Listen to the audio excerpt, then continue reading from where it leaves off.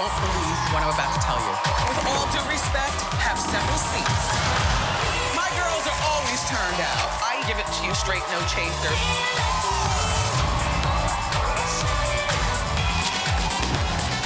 Now, here's Wendy.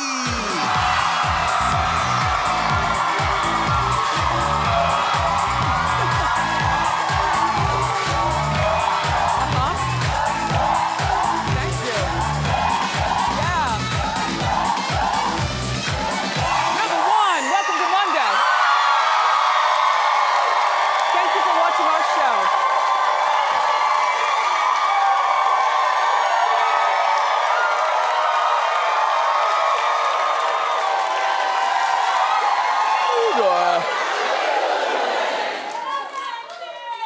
I'll tell you in an hour. Let's get started. It's time for Hot Topics.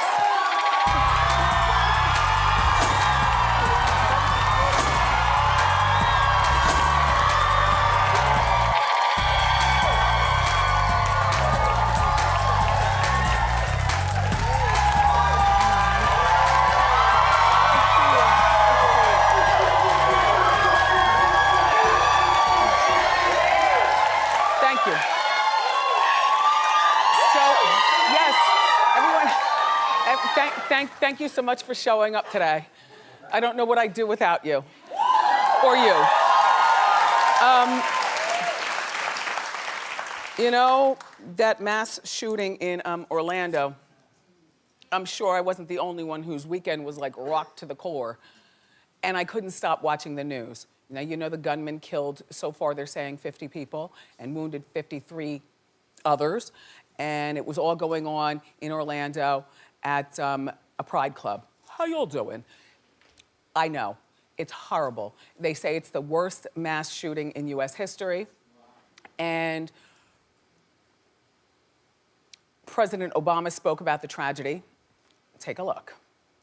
This is an especially heartbreaking day for all of our friends, our fellow Americans who are lesbian, gay, bisexual, or transgender. The shooter targeted a nightclub where people came together to be with friends, to dance and to sing and to live. So this is a sobering reminder that attacks on any American, regardless of race, ethnicity, religion, or sexual orientation, is an attack on all of us and on the fundamental values of equality and dignity that define us as a country. So, here at Wendy, our thoughts and prayers are with the families and the victims, and like us all, we'll be following this story because this is trifling. Then Friday night, you all heard about in Orlando, that former Voice contestant, Christina Grimmie, who was shot and killed during a fan meet and greet. Like, this young girl is sitting there signing autographs for fans and somebody shot her. The police are believing that the gunman was a deranged fan, but again, our thoughts and prayers are with her family as well, and the entire Orlando. Yeah.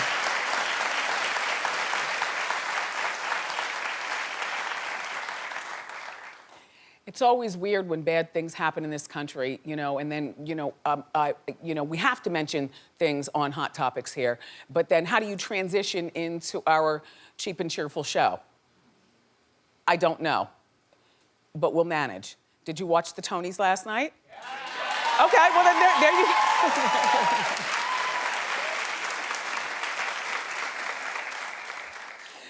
James Corden, you did a great job as the host. I mean, now, you know, he's got a late night show, he's British, and he just, you know, even for a big man, like, he was jumping and doing the most, and I loved it. Hamilton was the big winner last night, as you can imagine. 11 Tonys, including Best Musical. And then there was a point during the show where they did a tribute to Chicago, which has been on Broadway now for 20 years? Okay, I thought I was seeing things. got a little motto. Thank you for including me on the tribute. So I'm back and forth, right? Last night was a crazy night, and all I had was a bowl of cabbage and a baked potato. But I was like eating in the bed, of course. Okay, so look. So I'm at the TV and I'm watching the Tonys. Then they go into commercial and I'm fishing around. You know, don't you fish when the commercial comes on? All of a sudden I ran into the Mickey Howard story on TV1. I was like, yes, Mickey Howard. Yes. Now I know Mickey Howard. I've been in the club with Mickey Howard before. I didn't see anything. But all I can say is that every time I turned back to the Mickey Howard story, she was sniffing coke. Who saw the Mickey Howard story? Okay. And then she tried to slip it in there and imply that Shaka turned her on to the coke. Look, I didn't see it all because now I'm back to the Tonys. And then the Mickey Howard. And then both of them are in commercial, and I turned to Lifetime, and The Secret Life of Marilyn Monroe was on. I had never seen that, and it was 3 hours. I didn't learn anything new about Marilyn that I didn't already know, but all 3 things had me, I was a frazzled mess by the time I went to sleep. I was just a mess. Anyway, so I got to double back around and watch Mickey Howard. That replays on Wednesday, because I got to see it without flipping back and forth. The Secret Life of Marilyn Monroe probably will replay next weekend on TV, and the Tonys will never be seen until next year. But all three of your programmings turned me out last night. Thank you.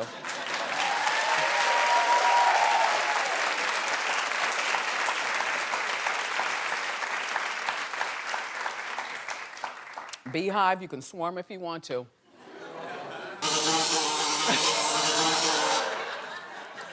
But sometimes even a queen is wrong. Well, there's this filmmaker suing Beyonce claiming that she stole lemonade. Well, first of all, not what, sir? This is not the first time Beyonce's name and thievery have been mentioned in the same sentence.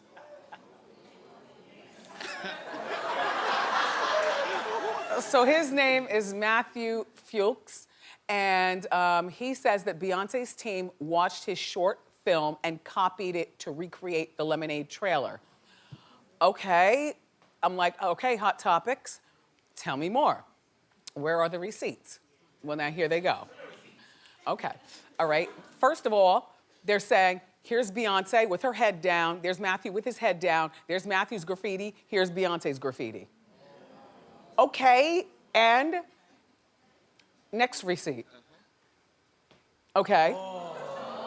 Here's Matthew's garage with the lemon. Although, how many different ways do you design a garage? Aren't they all yellow at the bottom so that we don't hit something?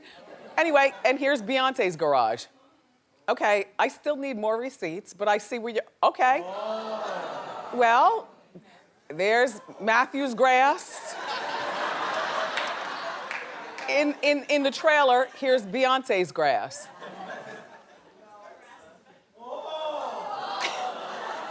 Is everybody okay?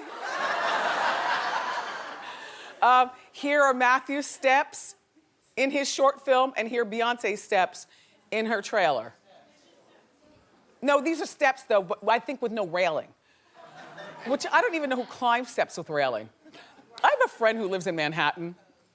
And so she's got a stairwell, or the stairs, and the wall is on one side, and there's no railing on the other. And the bathroom is upstairs. You know, in Manhattan, everything is like smaller. You know, it's wonderful, but small. The bathroom's upstairs. Whenever I go to her, I stop at the Starbucks downstairs, and I use the bathroom before going inside. I'm not walking stairs with no railing. Anyway, so now look. So, do you feel like Beyonce might have copied? Yes. Would this be her first time being accused of biting off somebody else's style? No. Do we care? No. Is she still the queen? Yes. So Matthew, you can sue her if you want to, but we don't care. And also, maybe Beyonce, you need to talk at your team, leading with the pinky and a screw face. Like, you all need to, you know, because this is not Beyonce sitting at home, you know, figuring out and style stealing off people, you know, most of the time, at least in my mind. This is her team trying to come up with creative things and thinking that Beyonce won't know. And the thing is that Beyonce probably doesn't know, but the people like Hot Topics and Page 6 out here, we find out stuff and then we spread the word. So,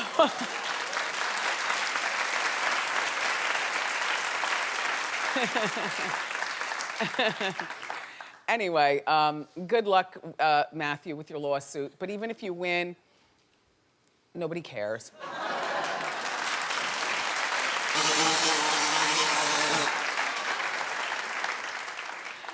And Adele is accused of being a fraud as well.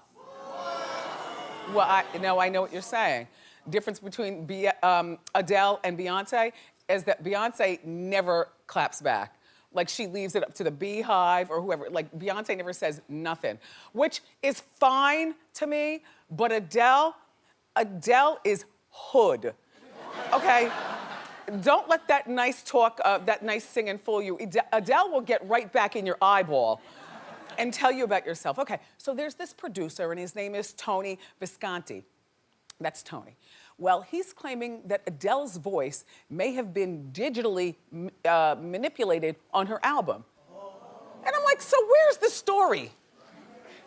I mean, even the people with the best voices get digitized, whether it's Adele, Beyonce, or no, I didn't mean that part. I mean, she's got a nice voice, but I'm talking about the best voices. Whether it's Adele.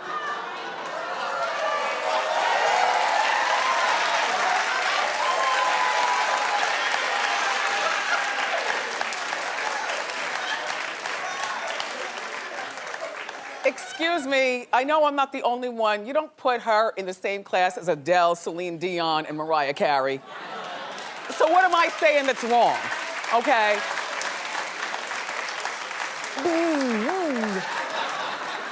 So Adele responded at her concert to this guy. Like, she clapped back, which, you know, a lot of the people in our Hot Topics morning meeting were like, well, Adele is too classy to clap back at somebody like that. I said, well, no, she might be too classy, but I like that she's saying something. She said, she's on the stage now. She said, some bleephead who is amazing tried to say my voice was not on my record. Dude, suck my... Why don't you come to a show?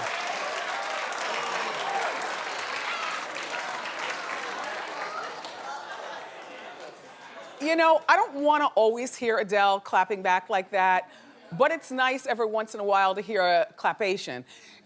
And, you know, maybe sometimes that's something that, like, Beyonce can do from her own mouth to her own thing, because if you notice, Beyonce never says anything, which is fine, but at some point, doesn't it become, like, say something. Say something. Say something.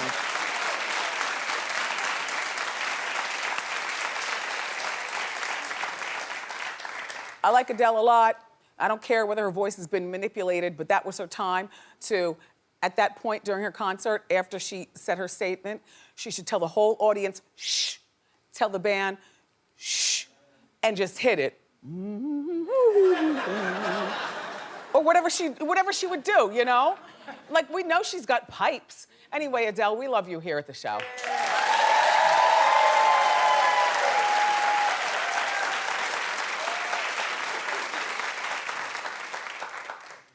I socialized so much over the weekend, forget about it. I was like an 18-year-old running around Manhattan in a glittery romper. I went to Naomi Campbell, got celebrated at the Amphar event, and I went there and presented her with an award. And the same night, oh yeah, I was popular that night.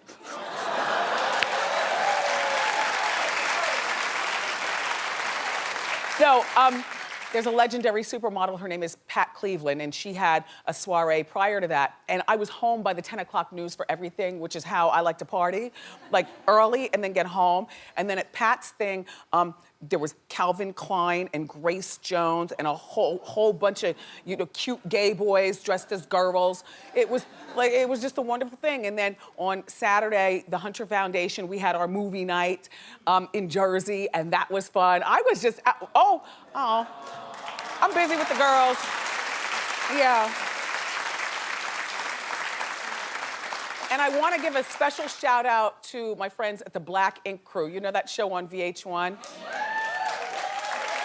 Two of the guys showed up and they gave a very generous donation, and those are some of my girls. These girls will be going to camp, and it was just like it was mixed with philanthropy and partying. The way I like my weekend. I like to have a good time, honey. All right, so Zayne Malik has canceled. He canceled an appearance he was doing over the weekend in London because of anxiety. Now, isn't he cute? Yes. But he's probably only like 5'2". Like a little man.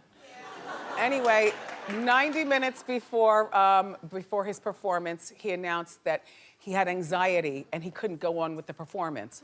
So he canceled the performance, which is kind of sad because, you know, it's not like he's with the group anymore where he has other people to rely on, where, you know, you just get out there and kind of lip sync the words and go through the motions because you're with a group. He's a solo artist now, and this was his first time performing in his home, London. His mom and dad and aunts and cousins, everybody was there. And he was honest. I mean, he said, look, you know, I have anxiety and I can't perform. I don't think people like to know that people have anxiety. You know what I mean? I mean, sometimes I tell you I have anxiety, but I'm talking about besides me. I don't think, no, I get the anxiety. When that man says live from New York, it's the Wendy Williams show, and I'm back there behind those double doors and they have a star that I stand on, and then I look up to God and I'm like, Jesus, God, take the wheel. And my heart is palpitating like this. We are about to wind up our 7th season and I still get, oh my God.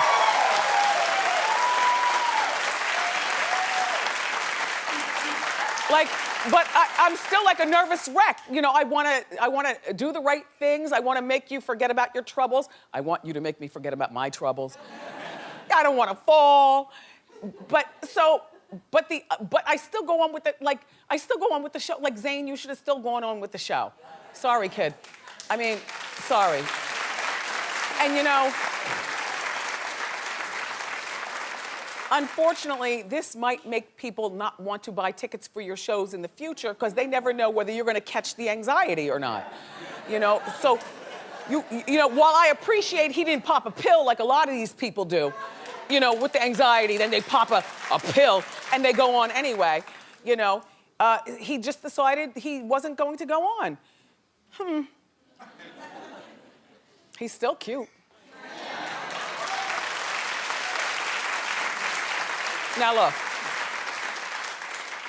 there's a story that I didn't get to last week that I insisted that we had to get to today because I wanted to share with you. About Tisha Campbell and Dwayne Martin and their messy bankruptcy. Now, you know these two. Yes. Tisha's in that show that I like with the Asian family, Dr. Ken. That show is so good. Oh my, and the little boy right here, he's the second coming of Angus. Remember when Angus was younger on the Charlie Sheen show? And really slick with the mouth? This little boy is slick with his mouth. And so anyway, so Tisha's on the show, right? But, you know, Tisha and Dwayne are allegedly in debt for $15 million. Now, I don't know how you pay back a $15 million debt unless you have good friends like the Pinkett Smiths. And even then, how do you bring your mouth to form the words 15, like, how do you say that? So now, apparently, the bankruptcy people want their laptop. Because, you know, the laptop, for most of you all, not me, but for most of you all, the laptop holds all the key to all your business. your naked pictures, your financial information, you know, your resume or whatever you have going on there. But look, so Tisha and Dwayne are refusing to hand over their laptop because they say it's private information on there involving them and their famous friends. Meaning, you know, you take personal pictures. They've got children. Their kids' pictures are on the laptop. You know, they take pictures of one another, these two. They've been together for like 20 years. You know, 19 years, same difference.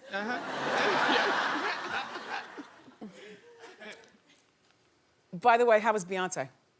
Amazing. Yeah, they went. Yes. They went. Yeah. Excellent. They went over the weekend. So, the thing is that, and you know, I don't do anything on the laptop other than I go to wendyshow.com. I like radaronline.com. I like Sandra Rose and Media Takeout. And then I'm always shopping for stuff online. Toilet paper, tissues, you know, couches, bras. Yeah. But never have I ever sent or received an email. Yeah, I'm that girl. Never went online as far as like banking. I'm that girl. So I don't know what, I mean, I can appreciate you all's laptop for being poisoned, not just these two, but you all's. But why can't you just take a boat into the middle of the Hudson River and throw the laptop over the side? Like, I'm thinking, like if you tie a brick to the laptop, Soprano style, who's gonna know different? Or how about you take it to your garage and put a sledgehammer on it and then divide it in like 5 different garbage cans? You know what I mean? Anyway, and apparently Will and Jada are part of this mess because allegedly Will and Jada had Dwayne and Tisha sign off the title to their house so the house wouldn't be taken into foreclosure. So now the house is in Will and Jada's name, but they don't need the house. So, you know, if you're gonna have a friend and sign somebody over, then it's great to have a rich friend like that. So these all go back to court on June 17th? Yeah, June 17th. So. You can't play with bankruptcy. And now, I love Tisha. I've never met Dwayne.